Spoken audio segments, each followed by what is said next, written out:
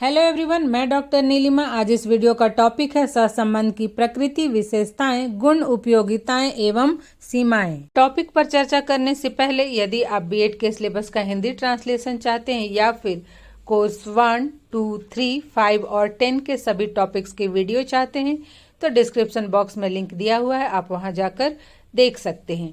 इसके अतिरिक्त भी मेथड पेपर के कॉमन टॉपिक्स के वीडियो, हिस्ट्री मेथड के टॉपिक्स के video, micro teaching, teaching skills, lesson plan कैसे बनाते हैं, प्रैक्टिकल एग्जाम की तैयारी कैसे करते हैं, एग्जाम में किस तरह से आंसर लिखते हैं इत्यादि से संबंधित वीडियो देखने के लिए डिस्क्रिप्शन बॉक्स में प्लेलिस्ट में जाकर लिंक प्राप्त कर सकते हैं। तो आइए शुरुआत करते हैं। सहसंबंध की प्रकृति, विशेषताएं, गुण, उपयोगिताएं एवं सीमाएं। संक्षिप्त में हम एक बार फिर से देख लेते हैं कि सहसंबंध का क्या अर्थ है। तो सहसंबंध को अंग्रेजी में कोरिलेशन कहते हैं। कोरिलेशन शब्द दो शब्दों से मिलकर बना है, को और रिलेशन। इसका अर्थ है पारस्परिक संबंध या परस्पर संबंध। यहाँ सहसंबंध का अर्थ दो विशेषताओं के पारस्परिक संबंध से है, अर्थात दो विशेषताएं परस्पर रूप से कितनी एक दूसरे से संबंधित हैं, कितनी वे एक दूसरे से प्रभावित होती हैं, इसे ही सहसंबंध कहा गया है। सांख्यिकी में दो विषयों के प्राप्तांक को व्यवस्थित करके उन प्राप्तांकों की संख्या की गणना द्वारा उनका पारस्परिक संबंध अर्थात सहसंबंध ज्ञात किया जाता है। दो चरों या प्राप्तांकों के बीच का संबंध ही सहसंबंध कहलाता है।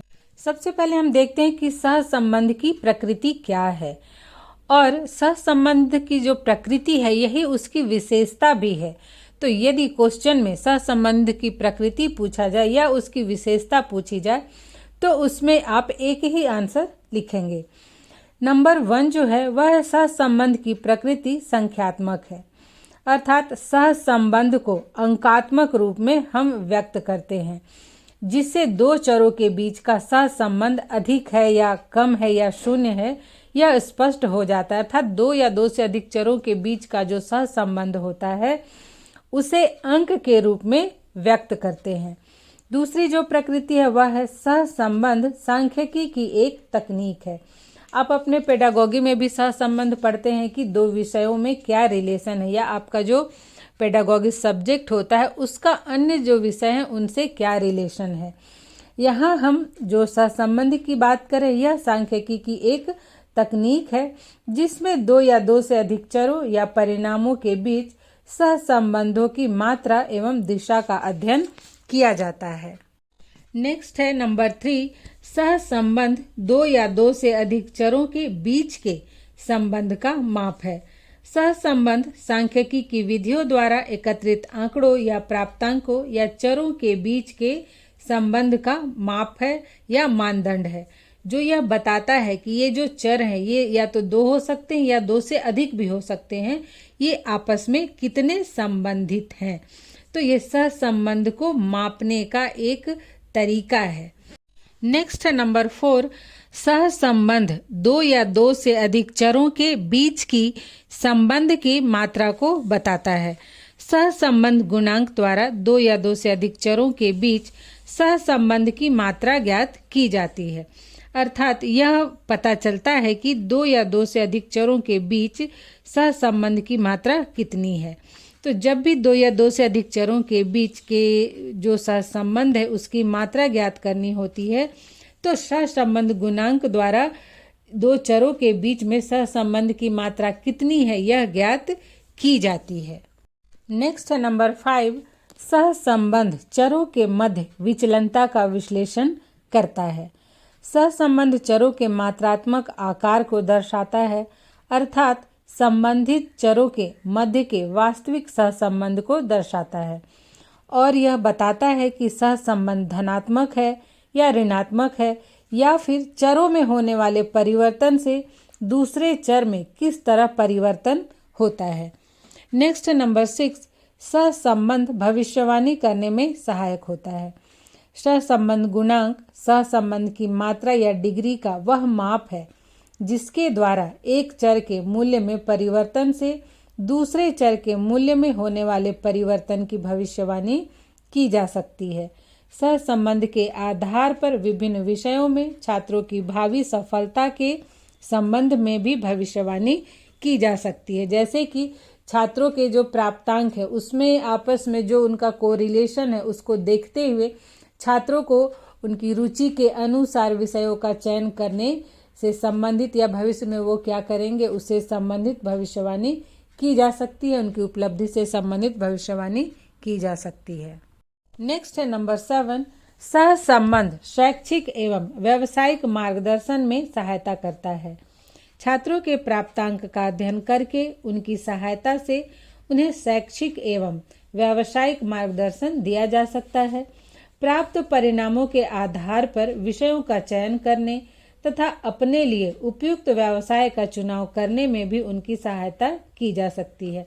जैसे छात्र विभिन्न विषयों की परीक्षा में जो अंक प्राप्त करते हैं उसको देखते हुए उनके सहसंबंध के आधार पर छात्रों को शैक्षिक मार्गदर्शन दिया जा सकता है। उन्हें साइंस, आर्ट्स, कॉमर्स इत्यादि विषयों का चुनाव करने में सहयोग किया जा सकता है। उसी तरह से साइंस, आर्ट्स, कॉमर्स इत्यादि विषयों के प्राप्तांकों के सहसंबंध के आधार पर उन्हें व्यावसायिक मार्गदर्शन भी दिया जा सकता है कि वो किस व्यवसाय के लिए किन विषयों का चयन करें।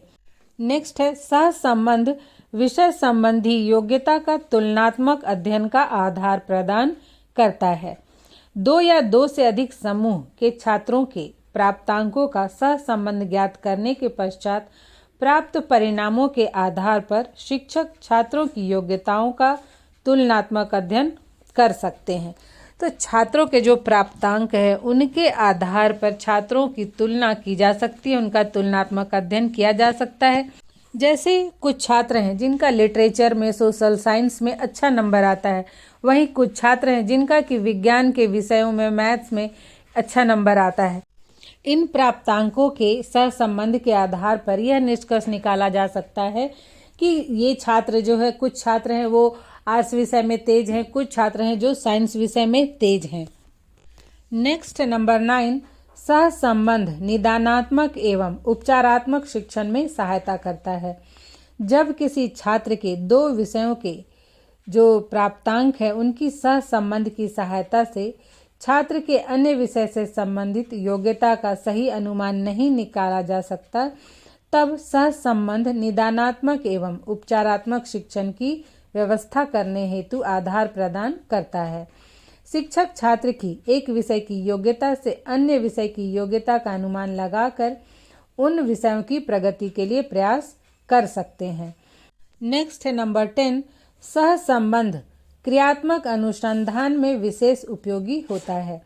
सहसंबंध का प्रयोग क्रियात्मक अनुसंधान में शामिल चरों से संबंधित प्राप्त आंकड़ों के सहसंबंध को ज्ञात करके निष्कर्ष तक पहुंचने में विशेष रूप से सहायक होता है।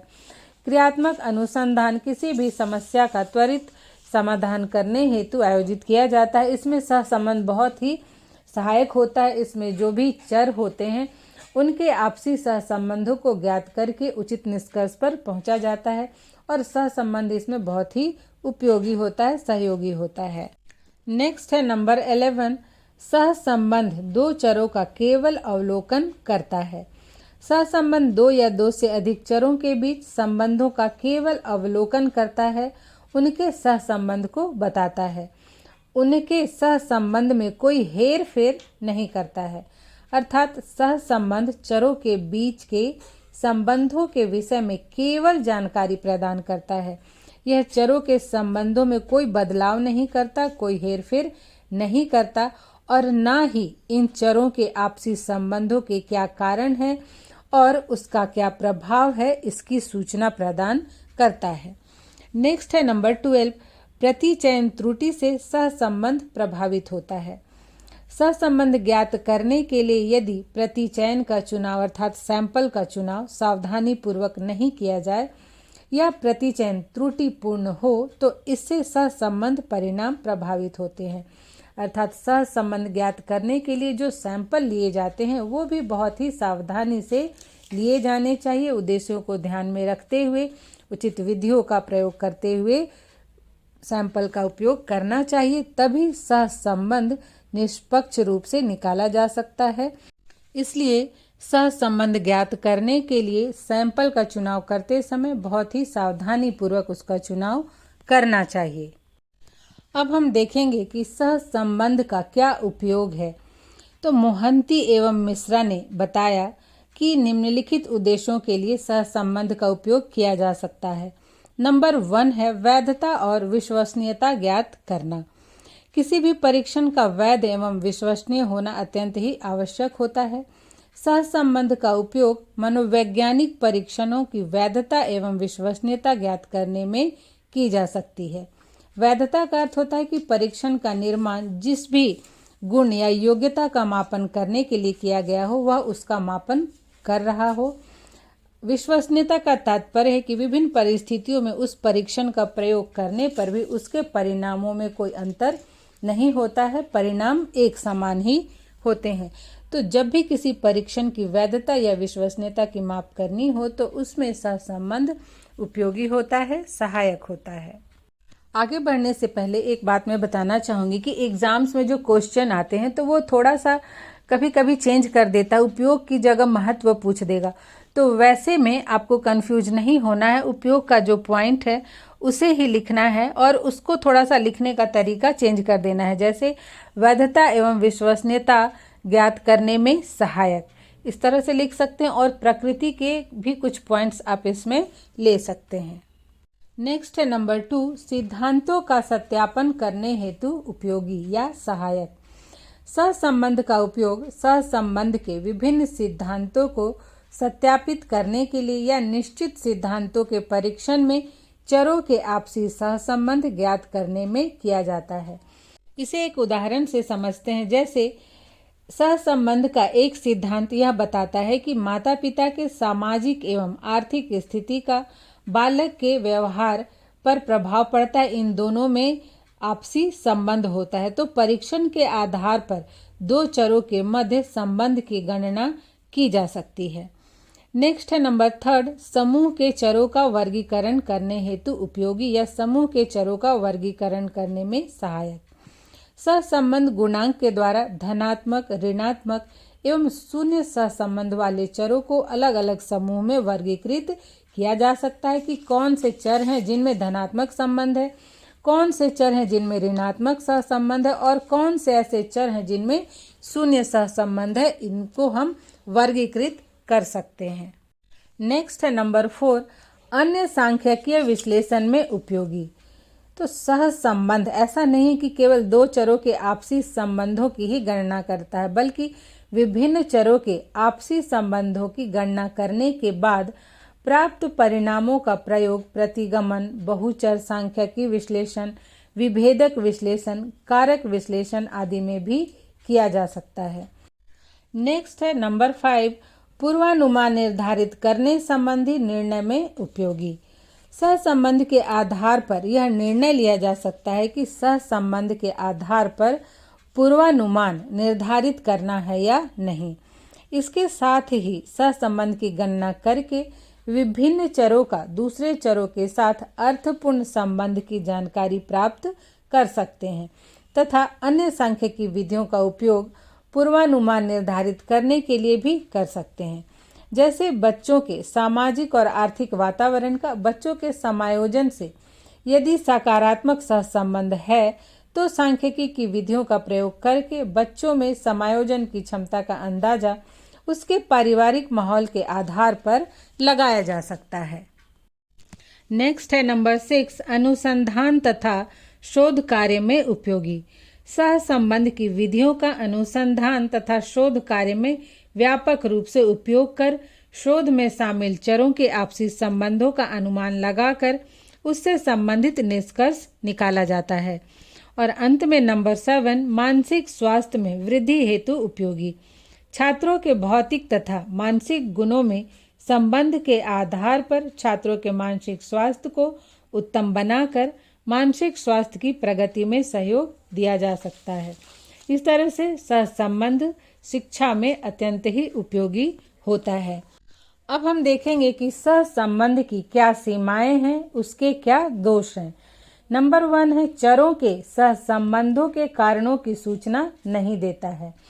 सहसंबंध दो या दो से अधिक चरों या चरों के समूह के मध्य संबंधों की जानकारी तो देता है, लेकिन इन संबंधों के क्या कारण है या उसके क्या प्रभाव हैं, इसके विषय में कोई सूचना प्रदान नहीं करता है। अर्थात चर के बीच में क्या संबंध है इसे तो बताता है कि धनात्मक है, ऋणात्मक है, रेखीय है, वक्रीय है, ये सब बताता है, लेकिन इन संबंधों के क्या कारण है उसके विषय में नहीं बताता। इन संबंधों का क्या प्रभाव है इसके विषय में नहीं बताता है। नंबर 2 है प्रतिचयन त्रुटि से प्रभावित। प्रतिचयन त्रुटि या प्रतिदर्श के विचरण का प्रभाव सहसंबंध पर पड़ता है। यदि प्रतिचयन त्रुटिपूर्ण हो तो सही सहसंबंध का अंदाजा नहीं लगाया जा सकता। हमने पहले भी बात की कि यदि सैंपल का चुनाव सावधानी पूर्वक नहीं किया जाए तो सही सहसंबंध का अंदाजा नहीं लगाया जा सकता है।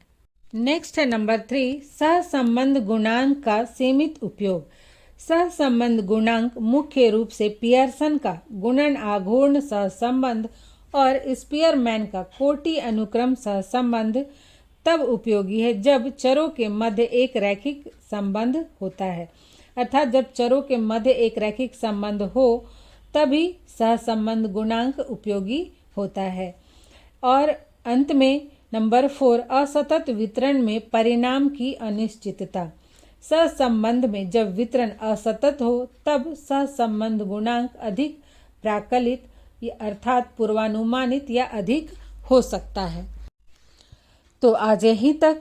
आशा करते हैं ये वीडियो आपके लिए हेल्पफुल होगा। मिलते हैं नेक्स्ट वीडियो में।